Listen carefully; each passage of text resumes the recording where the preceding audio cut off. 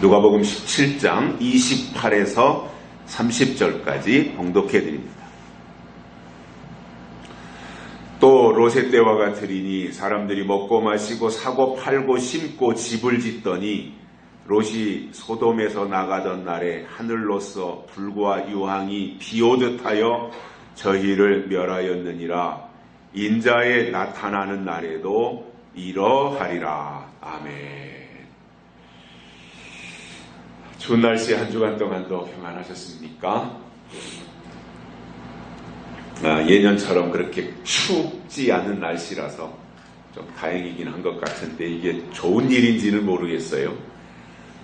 겨울에 추워야 되고 여름엔 더워야 된다고 하는데 올겨울에는 덜 춥고 눈도 안 오고, 지금 같으면 제가 교회 마당 눈을 한 8번, 5번은 치웠어야 돼요. 내일이 대한인데 아직까지 눈 한 번도 안 치웠거든요. 올해 들어서는. 좋은 일은 아닌 것 같아요. 지구가 그만큼 여러 가지 공해로 인해서 변해가고 있다고 하는 징조가 아닐까 이렇게 생각을 합니다.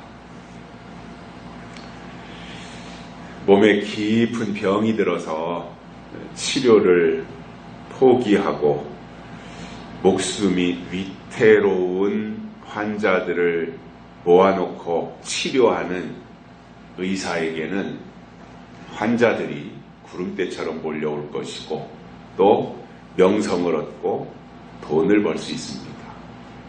지금 당장 아파 죽어가는 사람들을 치료하는 의사가 있다면 그 사람 참 용한 의사야 이렇게 소문이 나지 않겠습니까?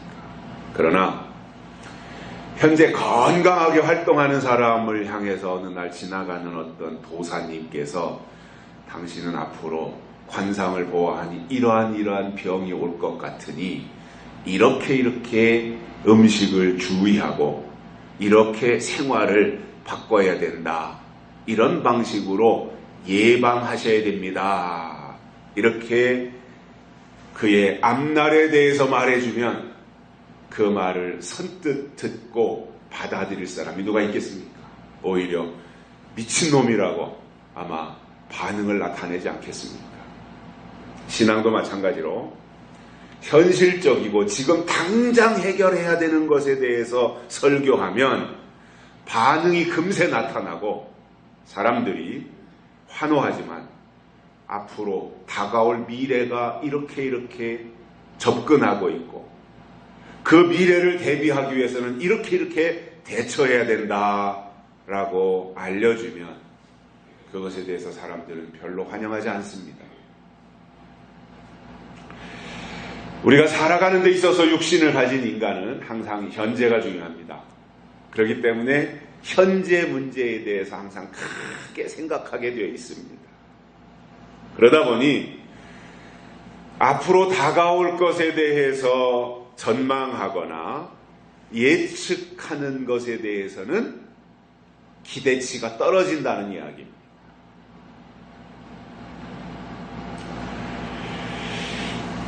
그러나 우리는 하나님이 하실 일에 대해서 비중을 둬야 되고 예언의 말씀이 우리에게 더 중요한 가치로 다가와야 되며 그 말씀에 귀를 기울여서 하나님의 뜻을 깨닫고 미래를 대비하는 신앙을 가진다면 그것이 하나님이 더 기뻐하는 신앙이고 또 더 건강한 신앙이 된다라는 거예요.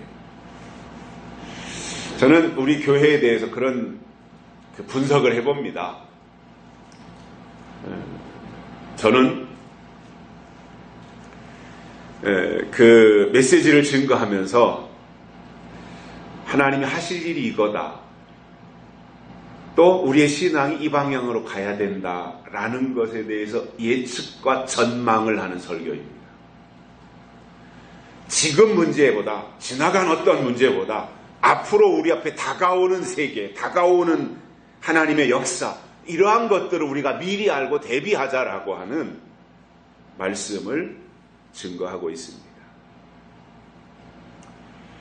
그러다 보니 어떠한 그 사람들에게 있어서 즉각적인 반응이나 효과를 기대하지는 못하고 있습니다.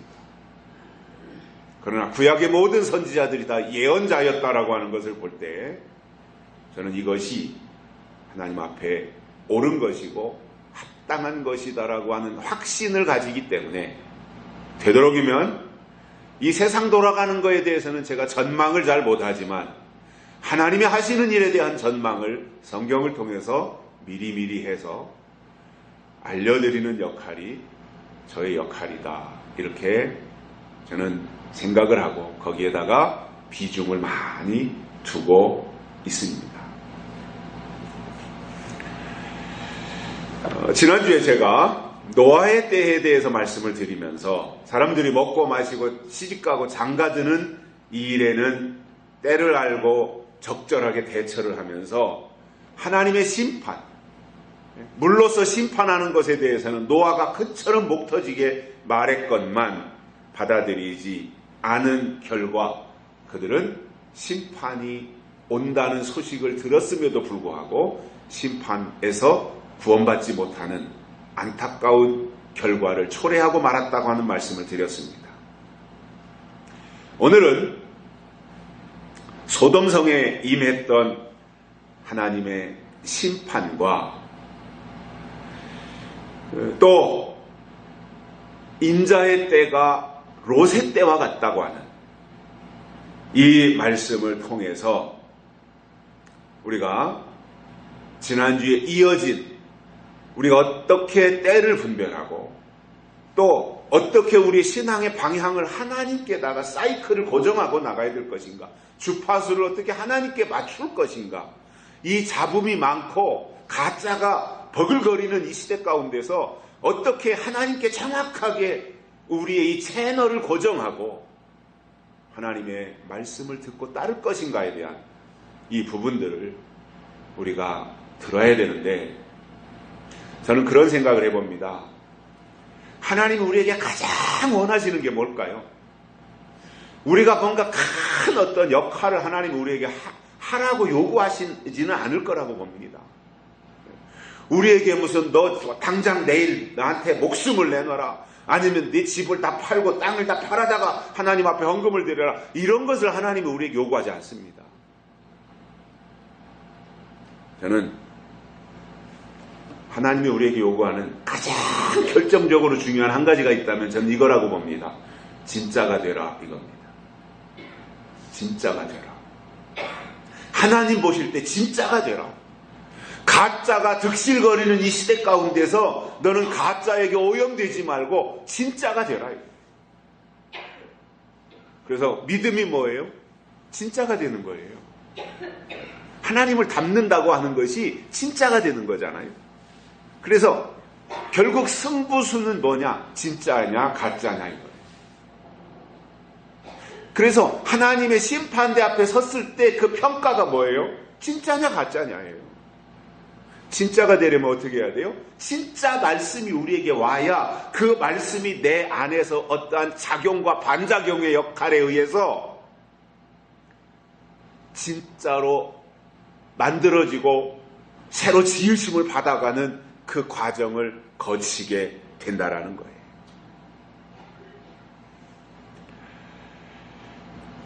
그래서 이 소돔성에 대해서는 우리가 오늘 누가복음 17장에서 예수님의 말씀을 읽었지만 이 부분에 대해서는 창세기 19장에 나오는 내용인데,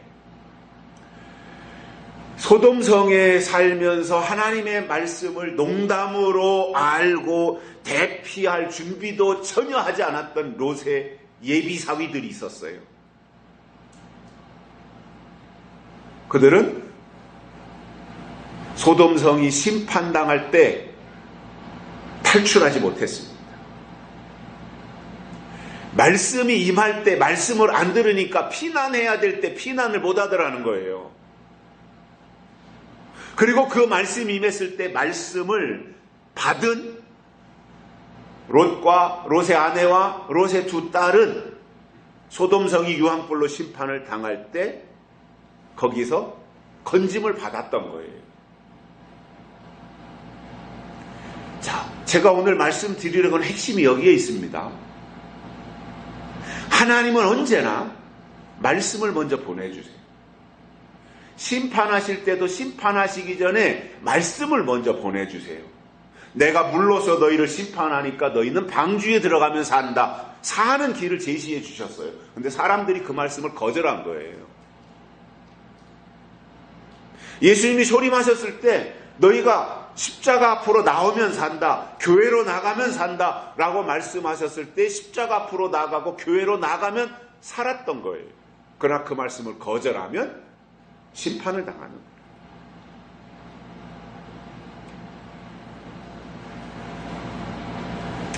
자, 여기서 하나님의 명령들에 대해서 우리가 잠깐 돌이켜볼 필요가 있는데, 자, 노아에게는 방주로 들어가라 이렇게 말씀하셨다면 롯에게는 소돔을 떠나라 이렇게 말씀하셨어요. 들어가라 떠나라 상반된 명령이에요. 그죠? 전혀 다른 내용이잖아요.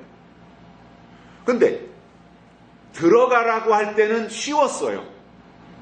방주로 들어가라. 이리로 들어와라.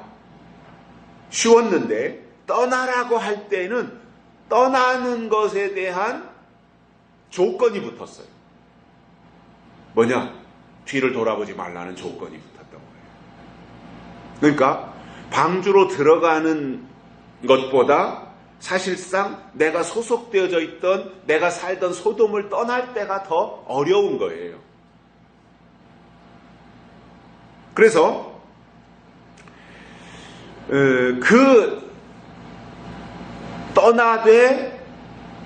떠나는 과정 속에서 어떠한 소리가 내 뒤에서 들리더라도 뒤를 돌아보지 말고 떠나야 된다라고 하는 것을 당부하셨다면, 그리고 그 말씀을 들었다면 그 말씀을 받은 사람들의 당연한 태도는 뭐예요? 무슨 일이 있어도 뒤를 돌아보면 안 됐다라는 것. 왜냐하면 그것이 말씀하신 분의 권위를 지켜드리는 거예요. 말씀하신 분은 이렇게 말했는데 뒤를 돌아보지 말라고 했는데 돌아봤다고 하는 것은 뭐예요? 말씀하신 분의 권위를 거역한 거예요.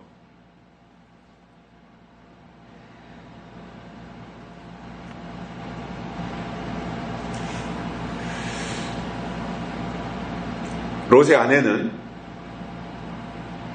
소돔성에 불심판이 임했을 때 그 심판으로부터 건짐을 받고 무사히 도망해서 하나님이 지시하시고 있는 소알 땅으로 지금 가고 있습니다. 출발을 했습니다. 무서운 소돔성의 불심판 앞에 간신히 지금 아버지와 엄마와 딸 둘이, 네 식구가 지금 간신히 도망쳐 나온 겁니다.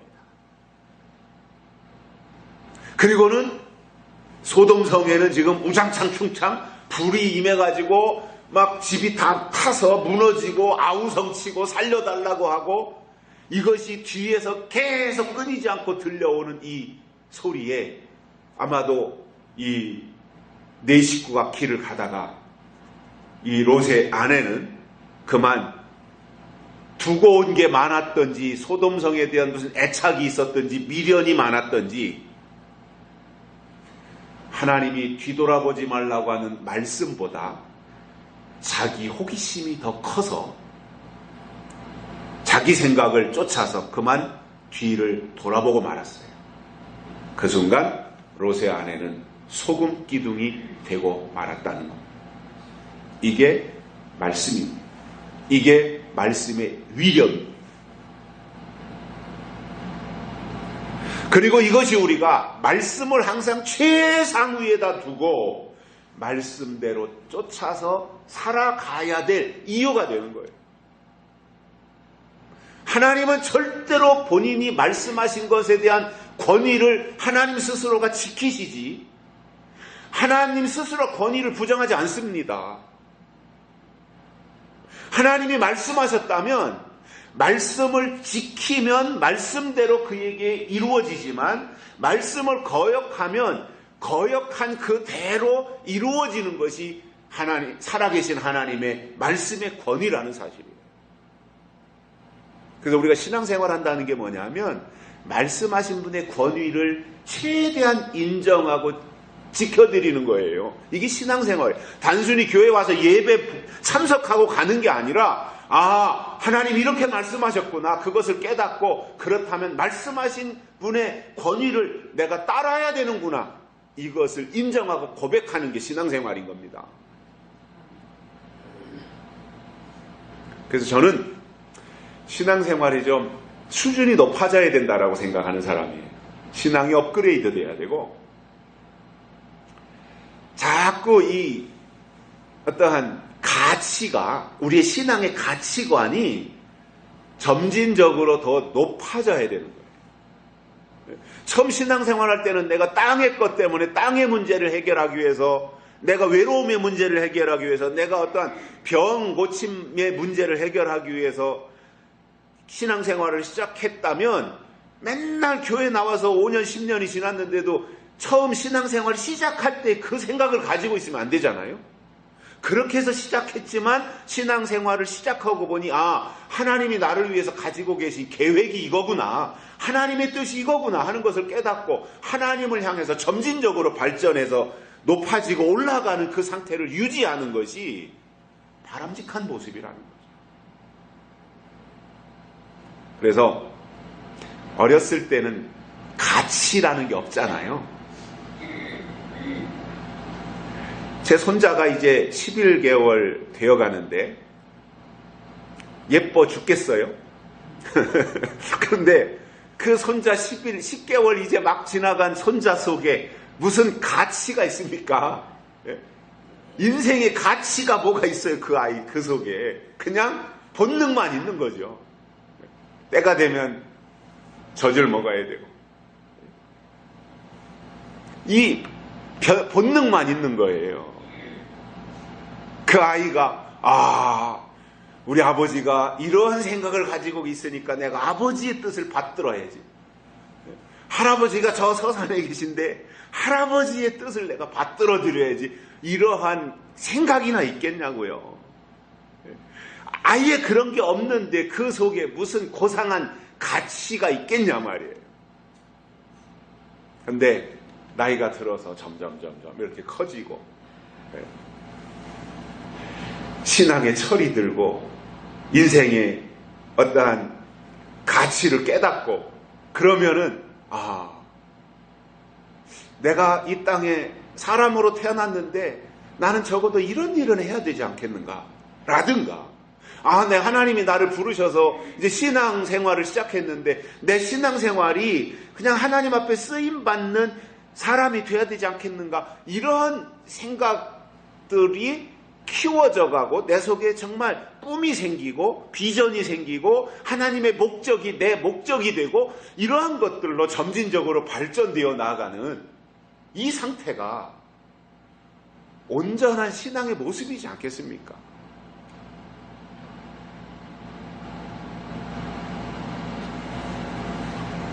하나님도 우리에게 원하는 게 그겁니다. 맨날 아버지 주여만 찾는 게 하나님이 원하시는 것이 아니라 처음 신앙생활 시작했을 땐 아버지 주여 하나님 믿습니다 이렇게 했던 사람이 점진적으로 신앙이 성장해서 이제는 내가 하나님의 뜻이 무엇이고 하나님의 계획이 무엇이며 내가 그 하나님의 뜻과 계획에 맞게 내가 쓰임받아야 되겠다라고 하는 단계까지 성장해 가는 것이 하나님이 기뻐하는 것이고 그것이 우리가 하나님을 기쁘시게 해드리는 모습이지 않겠어요?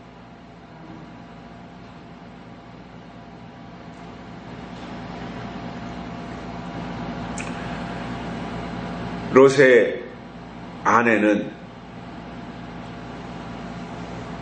하나님의 말씀의 권위를 떨어뜨렸어요. 스스로가. 여러분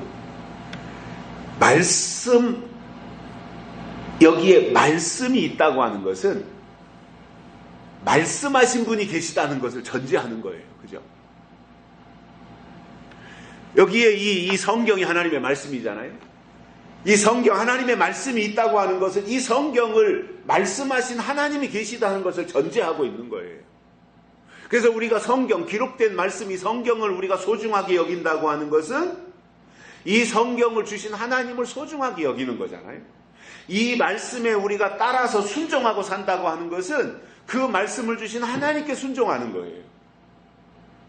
그래서 우리에게는 성경도 중요하지만 성경을 통해서 말씀하신 하나님이 더 중요한 거다 이 말이에요. 설교를 하여 목사님들이 주일날이면 강단에서 설교를 해요. 지금 이 시간도 많은 교회에서 수많은 교회에서 목사님들이 설교를 하고 있습니다. 그런데 설교하는 설교자, 목사가 중요한 것이 아니라 그 설교를 통해서 나타나는 하나님이 더 중요한 거다 그 말이에요. 그래서 하나님은 설교를 통해서 성경을 통해서 말씀하신다고 하는 사실을 들어야지 그냥 단순히 설교로 듣고 오늘 은혜스러웠어, 오늘 좋았어, 오늘 재밌었어 이렇게 생각하고 갈 것이 아니라 오늘 설교를 통해서 하나님께서 나에게 깨우쳐 주신 것이 무엇인지를 깨닫고 오늘 나에게 말씀하신 하나님을 내가 발견하고 깨닫는 이것이 중요하다 그 말이죠.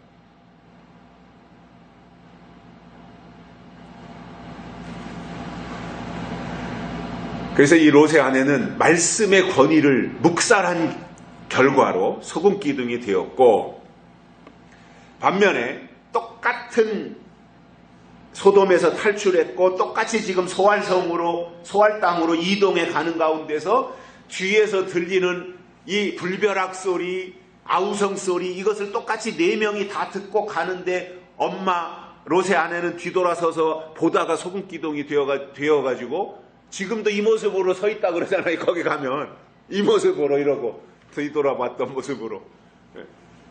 근데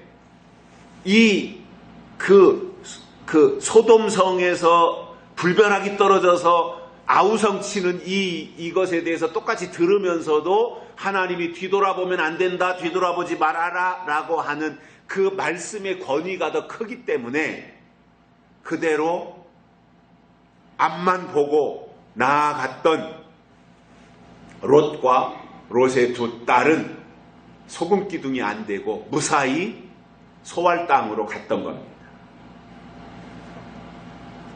그러므로 여러분, 이 중요한 단계를 우리가 여기서 알아야 돼요. 신앙의 단계 또는 피난의 단계, 이것을 우리가 이 롯을 통해서 알 수 있는데, 심판이 오기 전에 하나님은 반드시 심판에 대한 소식을 알려주시는데, 심판의 소식을 듣고 소돔성을 떠나는 것은 필수예요. 이건 소식을 제대로 들었다면 떠나야 되는 게 맞는 거예요. 소식을 듣고도 안 떠나면 소식을 들으나 마나잖아요. 그냥 심판 속에 포함이 되는 거죠. 그래서 심판 소식을 들은 자가 여기는 심판당하니까, 소돔성은 심판당하니까 내가 여기서 떠나야 되겠다고 떠나는 것은 필수지만, 더 중요한 것은 하나님이 떠나라고 하는 말씀을 듣고 떠났다면 끝까지 말씀대로 했어야 된다 그 말이에요. 떠나라고 할 때는 떠나고, 뒤돌아보지 말라고 한 말에는 뒤돌아보고, 이것은 온전한 순종이 아니었다 그 말입니다. 우리가 하나님의 사람이라면 하나님이 새로운 일을 시작하실 때 주시는 그 명령을 듣고 실행하는 것이 사는 길이다라고 하는 것을 알 수 있고요. 그래서 선악과를 먹지 말라고 명령했을 때는 먹지 말아야 되고, 방주로 들어가라고 명령했을 때는 들어가야 되고, 소돔을 떠나라고 했으면 떠나야 되고, 뒤돌아보지 말라고 했으면 뒤돌아보지 말아야 되고. 그래서 성경은 하라와 하지 말라, 이것에 대한 내용을 우리가 잘 이해해야 돼요. 특히 구약에서 율법이라고 하는 것이 하라와 하지 말라예요. 하라와 하지 말아라. 하라와 하지 말라. 우리가 살아가면서 어떤 선택을 해야 될 경우들도 많이 있잖아요. 해야 할 일이 있고 하지 말아야 될 일이 있잖아요. to do, not to do, 이게 있잖아요. 항상 할 일과 하지 말아야 될 일, to do 이것은 할 일, not to do 하면 해서는 안 될 일. 그러니까 우리가 그 방향으로 온전히 우리가 나가야 되는데 하라와 하지 말라고 하는 과정 속에서 정확하게 무엇을 해라 그랬고 무엇을 하지 말라고 한지에 대한 것을 기준을 정확하게 알아야 되거든요. 그런데 저도 그렇고 여기 계신 여러분들도 그렇고 오늘 이 내용을 유튜브를 통해서 들으시는 분들도 그렇고 똑같은 상황이 뭐냐면 하지 말라고 한 것을 거역했을 때는 죄라고 생각을 해요. 아, 하나님이 이렇게 하지 말라고 했는데 내가 했다. 이건 내가 잘못했다 생각해요. 그런데 하라고 한 것을 안 한 것에 대해서는 죄로 여기지 않아요. 그죠? 똑같은 거거든요. 하라와 하지 말라예요. 그런데 우리 어떤 양심 속에는 하지 말라고 한 것을 했을 때 갖는 어떠한 부담감이 더 큰 거예요. 하라고 한 것을 안 했을 때 갖는 부담감보다. 그러다 보니까 기울어 버린 거죠. 하지 말라 쪽으로. 그리고 하라고 한 것을 안 한 것에 대해서는 별로 부담을 안 가지는 거예요. 그러나 그것은 똑같은 것이다. 50대 50이라고 하는 것을 우리가 알고 살아야 되겠다라는 말씀입니다. 그래서 자, 오늘 우리가 본문을 통해서 롯의 때가 어땠고 또 롯의 때 사람들의 반응이 어땠는가 이것에 대해서 세 가지를 설명을 드립니다. 첫째, 롯의 때를 알아야 되겠습니다. 먼저 28절에서 예수님께서 이렇게 말합니다. 또 롯의 때와 같으리니 이렇게 말씀을 하셨어요. 자, 그렇다면 오늘 이 시대를 살아가면서 이 마지막 시대를 살아가면서 예수님의 재림을 기다리는 분들에게 중요한 것은 지난주에 들었던 말씀과 같이 롯의 때와 오늘 듣게 되는 지난주에 들었던 노아의 때와 오늘 듣게 되어진 롯의 때에 대한 설명을 통해서 재림의 때가 어떠냐 이것을 알 수 있게 된다는 거예요. 자, 과거를 통해서 현재를 보고 과거를 통해서 앞날을 예측한다 그러잖아요. 그래서 역사를 배우는 이유가 그거잖아요. 역사는 과거잖아요. 역사를 배우는 이유가 역사를 통해서 현재를 해석하고 역사를 통해서 미래를 예측하는 거예요. 왜냐? 역사는 반복된다라고 얘기를 하잖아요. 다 세계 학자들이 다 역사는 반복된다. 그러니까 과거를 알면 현재를 알 수 있고 현재를 알면 미래를 예측할 수 있게 된다. 왜냐? 역사는 반복하기 때문에 이렇게 되는 거잖아요. 그 역사를 공부하는 이유는 미래에 대한 것을 알 수 있기 때문에. 그러면 아브라함의 때, 롯의 때를 보면 인자의 때, 예수님이 이 땅에 다시 오실 때가 어떨 것이냐를 예측할 수 있게 된다는 거예요. 그러면 소돔성이 유황불로 심판당한다고 하는 소식은 아브라함이 받았고 그 소식을 처음 들은 아브라함 속에는 철렁하고 걱정이 생겼습니다. 소돔성이 불심판당한다고 하는 소식을 듣고 아브라함은 소돔성에 안 살거든요. 그런데 걱정이 생겼어요. 왜냐? 아브라함의 친조카, 그러니까 아브라함의 형의 아들이죠. 롯이 소돔성에 살고 있었던 거예요. 롯은 아브라함의 조카입니다. 삼촌과 조카 사이예요. 아브라함과 롯은 삼촌과 조카 사이. 그러니까 그 롯의 가족들이 소돔성에 살고 있는데 하나님이 소돔성을 불러서 심판한다고 하니까 아브라함이 얼마나 걱정이 되었어요. 그래서 그 심판 소식을 듣고 아브라함이 기도한 내용이 우리가 잘 알고 있는 대로 의인의 숫자를 하나님하고 아브라함이 얘기하는 조정하는 그러한 대화의 내용들을 볼 수 있는데 그러나 결국은 소돔성이 아브라함의 기도에도 불구하고 심판을 당하더라는 겁니다. 그런 가운데서 소돔성은 심판을 당했지만 롯은 작은아버지 덕분에 유황불로 심판당할 때 건짐을 받았어요. 살아났어요. 이것은 마지막 대환란이 우리 앞에 다가올 때 우리가 구원받을 수 있는 어떠한 상징을 예표로서 우리에게 보여주는 내용이기도 한데 어떻게 우리가 구원받을 수 있느냐? 노아처럼 스스로가 하나님의 말씀을 받아서 방주를 지어서 환난에서 구원받는 방법이 있고, 이건 지난주에 우리가 노아의 사건을 통해서 보는 거고, 또 한 가지 사건이 뭐냐? 아브라함과 같이 뛰어난 영적인 사람들의 특별한 기도 덕에, 그 사람의 기도 때문에, 작은아버지의 기도 때문에 조카 롯이 살아나는 그 역사도 우리가 볼 수 있습니다. 이게 기도의 위력이라는 거죠. 그래서 아브라함이 기도했더니 하나님이 천사를 롯에게 보내서 심판의 도시에서 떠나도록 말씀해 주셨던 겁니다. 그러면 하나님이 롯을 살리기 위해서 주신 말씀은 소돔성을 빨리 떠나라는 거였어요. 더 이상 지체할 수가 없다. 이제는 빨리 소돔을 떠나라. 그렇게 천사가 롯에게 찾아가서 재촉을 했습니다. 빨리 떠나라. 그런데 롯은 그 말을 듣고 잠깐만 좀 나에게 시간을 달라. 그렇게 해서 하룻밤 머물고 나서 그 하룻밤 동안 자기 예비 사위들을 이제 설득을 시켰었어요. 그런데 안 듣지요. 그리고는 다음날 아침에 소돔성을 떠났고, 그들이 떠나자마자 유황불이 소돔성에 쏟아졌던 겁니다. 하나님은 심판하시기 전에 건질 자를 건져내십니다.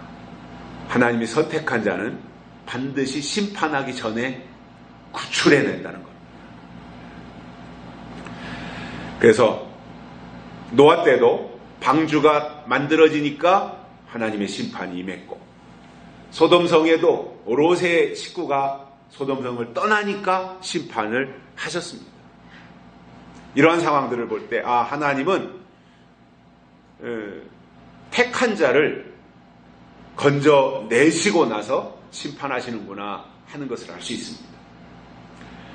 자, 두 번째로는 롯의 때의 사람들의 반응이 어땠는가라는 거예요. 그들의 반응.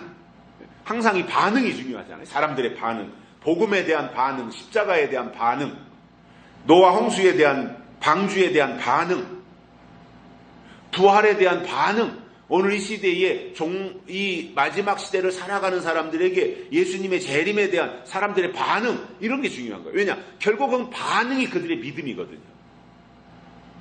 어떻게 반응하느냐? 그게 그 사람의 믿음이에요. 정상적으로 반응한다. 그게 하나님의 사람인 거예요. 그런데 무조건 거절한다. 그것은 애굽 사람인 거지요. 그래서 28절에 보시면 롯의 때와 같으니 사람들이 먹고 마시고 사고 팔고 심고 집을 짓더니 이렇게 되어 있습니다. 이게 롯의 때 사람들의 반응이에요.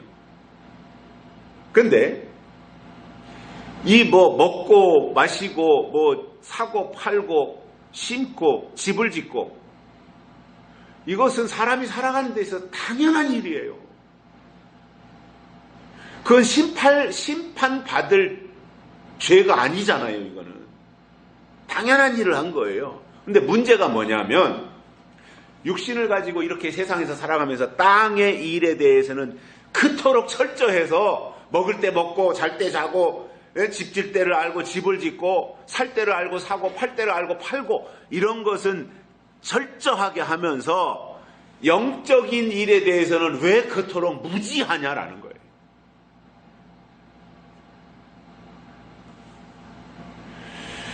그런 상태로 무지해가지고는 환난을 또는 심판을 피할 수가 없다라는 것을 깨우치는 거예요. 지금 육적인 것만 준비해서 영적인 환난을 이기지 못한다, 그 말을 하시는 거예요. 내 계획만 가지고 하나님의 계획을 모르면, 내 계획만 가지고는 하나님의 계획이 나타날 때 피할 수 없다라는 거예요. 그래서 내 계획을 가지고 먹고 마시고 집 짓고 하는 건 내 계획 속에서 하되, 똑같이 하나님의 계획에 대해서도 알고 있어야 된다라는 거예요. 이게 영적인 사람이에요. 우리는 땅에서 육을 가지고 있지만 우리 속에는 영원을 사모하는 마음을 주셨기 때문에 우리는 땅에서 육을 가지고 살면서 영적인 일을 도모하는 사람들이라는 거예요. 그러니까 육신의 계획도 우리 속에 당연히 내 계획이 있어야 되지만 아울러 하나님의 계획이 있어야 되고, 그래서 하나님의 계획과 내 계획이 같이 내 안에 존재하고 있지만 중요한 것은 내 계획이 하나님의 계획 속에 포함이 되어져야 된다는 거예요. 내 계획이 하나님의 계획을 포함하는 것이 아니라 하나님의 계획이 내 계획을 포함하고 있어야 된다는 거예요. 이게 하나님의 사람이라는 거예요. 그런데 그 시대의 사람들은 하나님과 관련되어진 것에 대해서는 전혀 관심을 가지지 않았던 겁니다. 대표적인 사람이 롯의 아내였어요. 그는 남편 롯을 통해서 하나님의 심판 소식을 가장 먼저 들었을 거예요. 왜냐? 부부는 일심동체라 그러잖아요. 그러니까 롯에게 천사가 와서 심판에 대해서 알려줬을 때 그 소식을 롯이 듣고는 자기 아내에게 말했을 것이고 자기 가족들을 불러서 다 알려줬지 않겠습니까? 그런데 그 소식을 듣고 떠나는 수고까지는 했는데 말씀을 거스리고 뒤를 돌아보는 하나님의 말씀에 대한 정면 도전을 한 겁니다. 거역한 거지요. 중요한 게 뭐냐면 하나님의 말씀은 끝까지 지키는 거예요. 여기까지는 지키고 여기부터 내가 할게, 이게 아니에요. 롯의 아내는 그랬던 거죠. 떠나는 것까지는 지켰는데 그 다음은 안 지킨 거예요. 끝까지 지켜드려야 되는 거지요. 출애굽해서 이스라엘 백성들이 광야로 나왔다면 자기 실력으로 출애굽한 게 아니잖아요. 하나님이 은혜로 모세를 보내서 모세 때문에 그들이 출애굽을 했고 모세 덕택에 홍해바다도 건넜어요. 그래서 광야로 나갔어요. 그런데 광야에 나간 그들의 모습을 보면, 이스라엘 백성들의 모습을 보면 하나님의 말씀을 지키거나 순종하지 않아요. 그 결과 그들은 출애굽은 했는데도 불구하고 가나안 땅에는 들어가지 못했습니다. 하나님이 이스라엘 백성들을 출애굽시킬 때 광야에서 죽게 만들려고 출애굽시킨 게 아닙니다. 하나님의 원래 계획은 그들을 출애굽시켜서 가나안 땅으로 인도하는 것이 원래의 계획이었습니다. 그런데 그들을 출애굽시켜서 광야로 데려다 놔고 보니까 이건 형편없는 거예요. 하나님의 말씀에 대한 도대체 하나님의 말씀을 인정하지 않고 하나님의 존재 자체를 인정하지 않는 거예요. 그러니까 하나님이 그들을 출애굽시켰음에도 불구하고 광야에서 죽게 만들어요. 그리고 광야에서 태어난 2세들, 광야 40년 동안이나 광야 생활했으니까 1세대는 이제 광야에서 죽고 2세대들이 태어났을 때 2세대들은 애굽을 모르잖아요. 광야에서 태어났으니까. 그러니까 애굽을 알지 못하는 2세대들이 하나님의 인도함을 따라서 가나안 땅에 들어갔던 겁니다. 그럼 1세대가 왜 죽었느냐? 하나님의 말씀에 대한 순종이 안 됐던 거예요. 하나님의 인도하심 자체를 성가시게 생각한 거예요. 불편하다는 거예요. 아니 구름기둥 불편해 죽겠어. 불기둥 아이고 불편해 죽겠어. 아니 내가 가고 싶을 때 가야지 왜 구름기둥이 움직일 때 가야 돼. 아이고 성가셔 죽겠네. 사람은요, 내가 하고 싶은 대로 하고 싶은 본능이 있는 거예요. 근데 하나님은 그 본능을 꺾으셔요. 네 맘대로 하지 말고 내 맘대로 해라 이거예요. 이게 광야 사건이에요.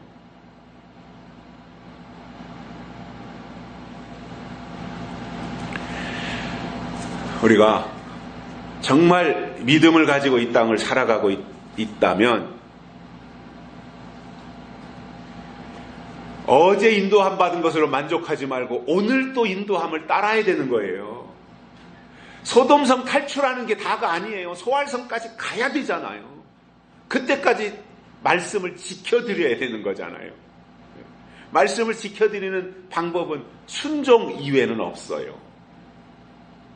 돌아보지 말아라. 그러면 그대로 해야 되는 거예요. 자, 우리가 여기서 기억할 것이 이런 겁니다. 애굽을 떠나든 또는 소돔성을 떠나든 떠날 때가 되면 하나님은 반드시 떠나라는 명령을 주세요. 아브라함을 향해서도 내 본토 친척 족속 아비집을 떠나라 말씀하시잖아요. 때가 되면 하나님은 떠나라는 명령을 주시는데 그때는 명령이 앞서야 되는 거예요. 그리고 그 명령을 주신 분의 명령이 내 전부가 돼야 돼요. 이게 떠나는 자에게 필요한 자세인 겁니다.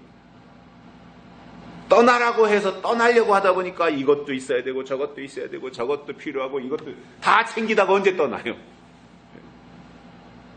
6월절 출애굽기 20장 6월절 지키는 거 나오잖아요. 10가지 재앙이 있고 장자 죽는 재앙이 왔을 때 히브리 이스라엘 백성들은 6월절 지키고 양을 잡아서 인방과 설주에 바르고 떠나는데 출애굽을 이제 드디어 하잖아요.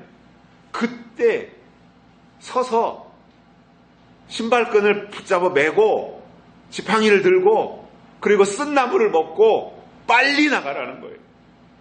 빨리 거기다가 누룩을 넣어서 밀가루에다 누룩을 넣어서 누룩을 부풀려가지고 빵 만들어서 언제 먹고 가냐는 거예요. 빨리 떠나는 게 목적이지 하루 1시간이라도 빨리 떠날 때는 떠나는 게 목적이지 거기에 남아있는 어떠한 것에 대한 미련을 가지는 게 목적이 아니라는 거예요. 여러분 하나님이 떠나라고 할 때 미련을 가지는 사람이 제일 미련한 사람입니다.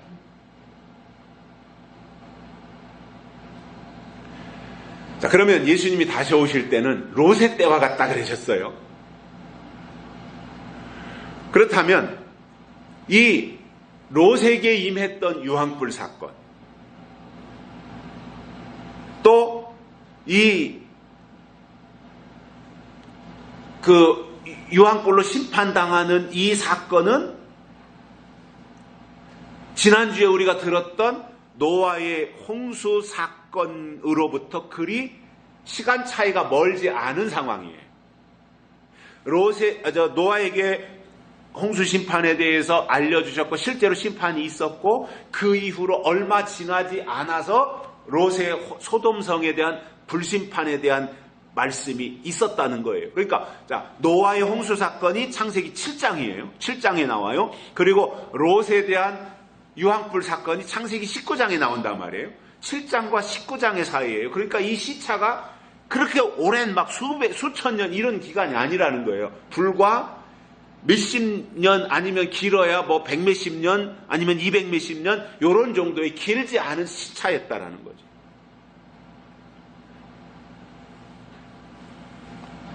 근데 사람들은 소돔성에 사는 롯의 때 사람들은 노아 때 홍수 심판 사건을 벌써 잊어버리고 있었다는 거죠. 하여튼 까먹는 데 선수니까 벌써 금방 다 잊어버렸던 거예요. 그리고 하나님의 말씀, 하나님이 과거에 노아 때 심판하신 것에 대해서 다 귀를 닫고 잊어버리니까 지금 과거에 하나님이 하신 일을 잊어버리고 과거에 하나님이 하신 일을 기억하지 못하는 사람이 현재 하나님이 주시는 말씀을 듣겠냐 말이에요. 과거에 하나님이 하신 일을 기억하는 사람이 현재 주시는 말씀도 깨닫는 것이지 과거를 기억하지 못하는 사람이 현재 주시는 말씀을 이해하냐는 거죠.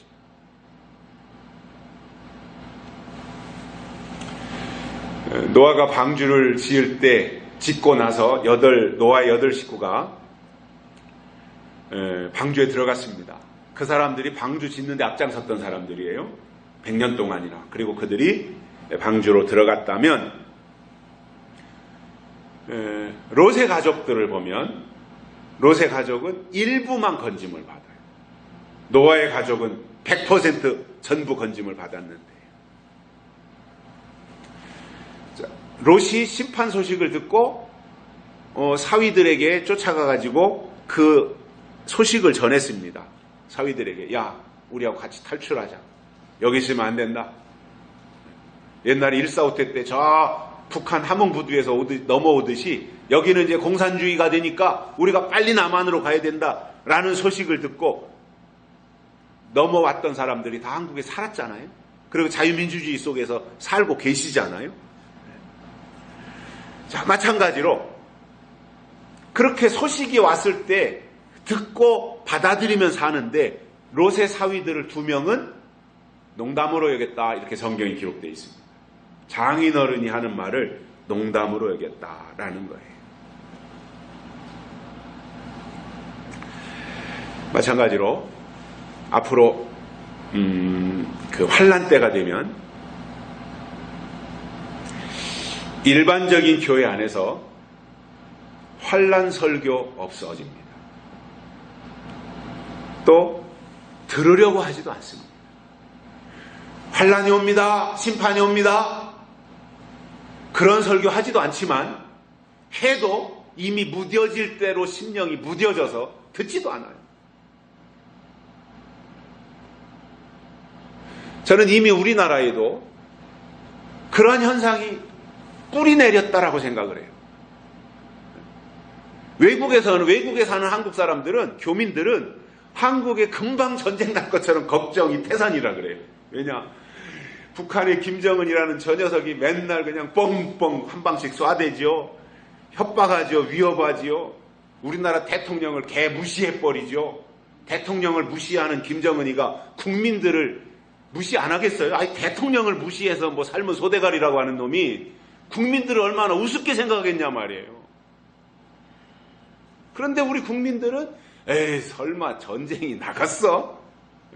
이렇게 생각하고 있어요. 물론 전쟁은 안 나겠지만 그래도 뭔가 이렇게 긴장하고 대비태세를 하고 저쪽에서 김정은이가 세게 나오면 우리 쪽에서도 야 이놈아, 너는 소대가리도 안 되고 너는 닭대가리도 안 된다, 이렇게 해서 맞받아 친다든가 뭐가 이렇게 나와야 되잖아요. 근데 우리는 그냥 다 설마병에 걸려가지고 그냥 무장해제하고 있는 거예요, 지금 사실상 다. 그러니 뭔가 이렇게 어려운 일이 닥칠 것이다. 우리나라가 1997년도에 IMF가 오기 전에 우리나라에 달러가 부족하다, IMF가 온다 할 때 그때 김영삼 대통령이 그것을 귀담아 들었더라면 미리 대비해서 IMF가 안 왔을 건데, 보고하는 사람들도 제대로 보고를 안 했겠지만 그 얘기를 들은 대통령 김영삼 씨도 그냥 무시했던 거예요. 그러다 보니까 IMF한테 달러를 받아들일 수밖에 없었던 거예요. 구제금융을 받아들일 수밖에 없었던 거예요.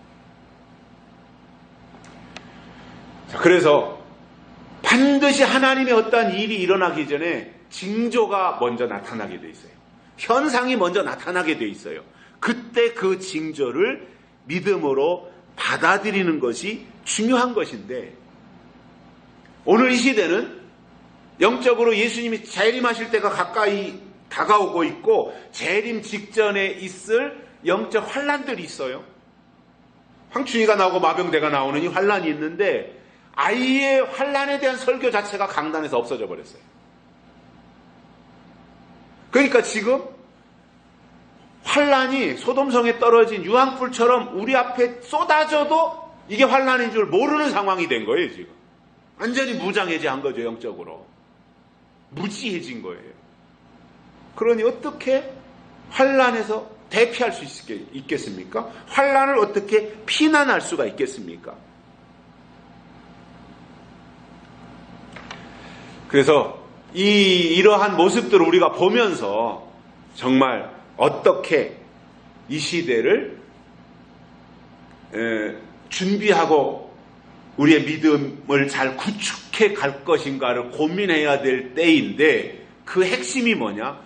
오늘 이 시대에 주시는 하나님의 심판의 말씀을 우리가 바로 듣고 그 말씀에 의지해서 우리가 살아가야 된다라는 겁니다. 육신의 일은 그들이 열심히 했는데 영적인 환란에 대한 대비를 전혀 하지 못했더니 소돔성의 불심판이 임할 때 그 롯의 4식구 외에는 다 거기서 몰살했던 겁니다.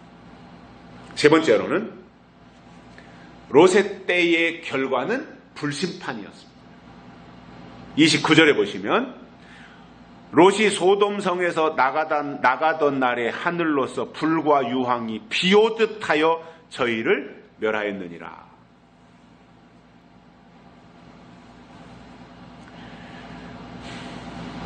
롯이 소돔성을 떠나는 날 동시에 불심판도 임했다는 것.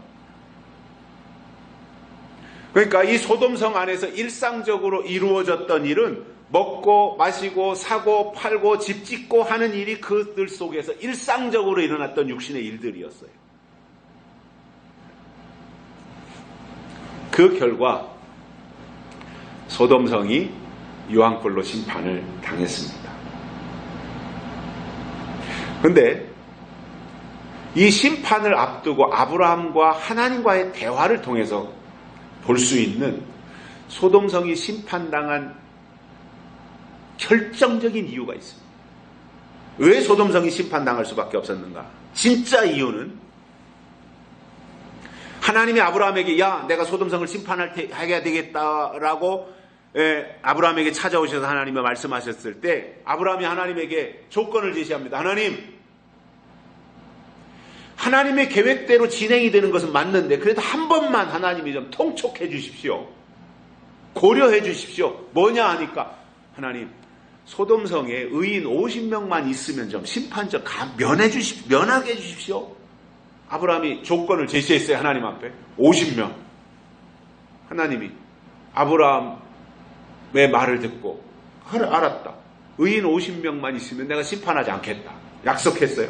아브라함이 가서 찾아보니까 50명이 눈에 띄지도 않아요. 그러니까 다시 하나님 나에게 한 번만 좀 재계약을 합시다. 45명. 하나님이 오케이. 45명도 없어요. 또 아브라함이 하나님 염치불구하고 다시 말씀드립니다. 40명, 30명, 20명, 10명.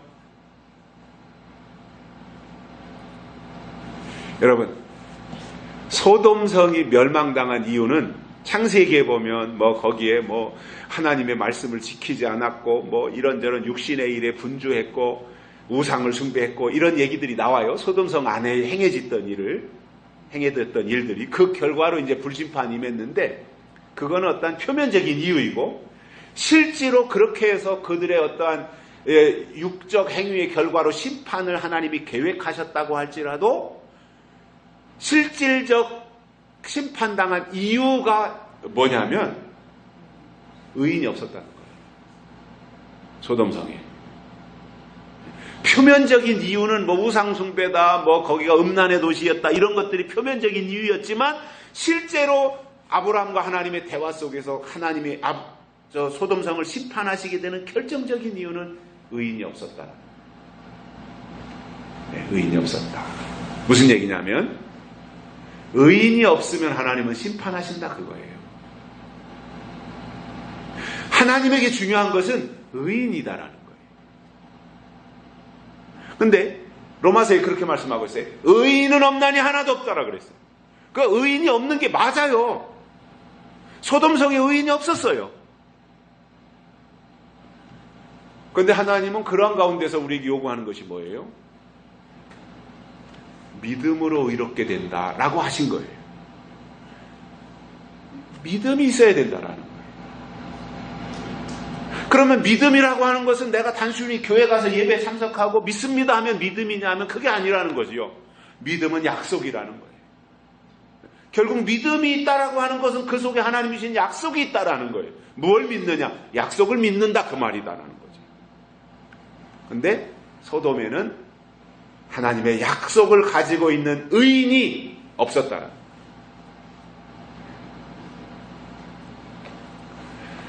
여러분, 저는 그러한 생각을 가끔씩 합니다. 한국 교회에 하나님이 오셔가지고 의인을 찾으신다면 한국 교회에서 몇 명의 의인이 나올 것 같습니까? 지금 2020년 1월 19일 오늘 하나님이 오셔가지고 한국교회로 오셔가지고 1200만 한국교회 성도들을 향해서 의인이 몇 명 있느냐? 라고 물으실 때 얼마나 나올까요?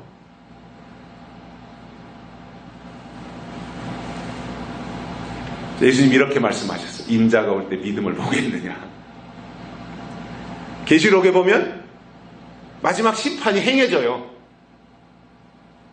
큰 성 바벨론이라고 하면서 심판이 행해져요. 그 말은 뭐예요? 의인이 없다는 얘기예요. 매우 심각한 상황입니다. 이 말을 더 확대시키면 잘 믿어야 된다라는 거예요. 내가 그냥 취미생활로 교회 생활하는 것이 아니라 내가 그냥 단순히 내 어떠한 내적 평안이나 얻기 위해서 나를 위해서 어떤 종교 행위로서 신앙생활하는 것이 아니라 정말 하나님의 때에 예수님이 땅에 다시 오셨을 때 잘하였도다 착하고 충성된 종아 라고 하면서 내가 지금까지 해왔던 모든 과정을 하나님이 믿음으로 인정하실 수 있어야 된다라는 거예요. 그 핵심이 뭐예요? 하나님의 약속이 우리 가운데 있어야 되는 거예요. 약속이 씨예요. 하나님의 사람에게는 약속의 말씀이 씨로 들어가게 돼 있는 거예요. 그래야 하나님의 아들로 인정을 받는 것입니다.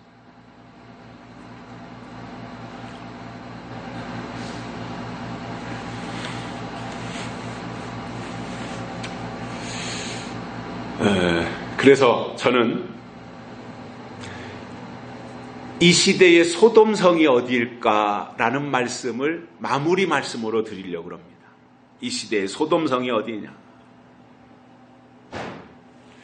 아브라함과 롯이 한때는 같이 있었습니다. 삼촌과 조카가 같이 종들을 데리고 양떼들을 거느리고 있었어요. 그런데 이제 시간이 지남에 따라서 양들이 새끼 낳고 하니까 숫자가 많아졌을 거 아니에요? 그리고 이제 종들도 보면은 롯에게 속한 종이 있고 아브라함에게 속한 종이 있어서 아브라함의 양떼를 돌보는 종들과 롯의 양떼를 돌보는 종들이 있을 거예요. 아니에요? 근데 양떼들의 숫자가 몇십 마리로 적을 때는 상관이 없었는데 막 몇백 마리로 늘어나니까 양떼들을 초장으로 인도해서 풀을 먹여야 될 거 아니에요?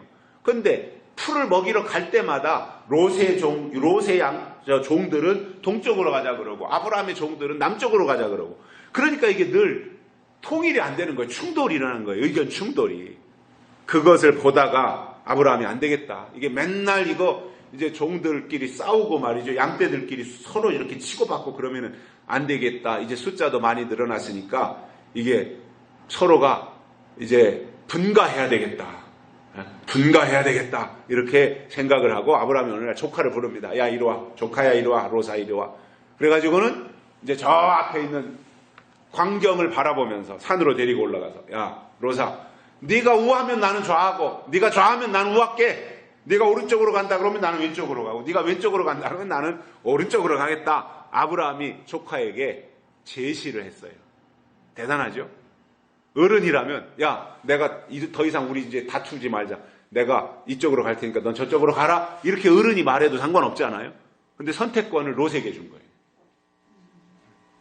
그때 롯이 가만히 산꼭대기 올라가서 내려다봤더니 아주 풀도 좋고 나무도 우거지고 아주 눈에 보기에 우리 충청도 어렸을 때 했던 말로 아싸만 땅이 보인 거야.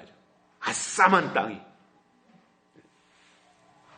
그래가지고는 롯이 거기를 선택해서 정착한 곳이 소돔성이었던 겁니다. 육신의 눈에 보기에 좋은 것이 소돔이었습니다. 그래서 그 좋은 지역은 롯에게 양보를 하고 아브라함은 별로 좋지 않은 그러한 땅으로 가서 양을 돌보게 됐던 겁니다.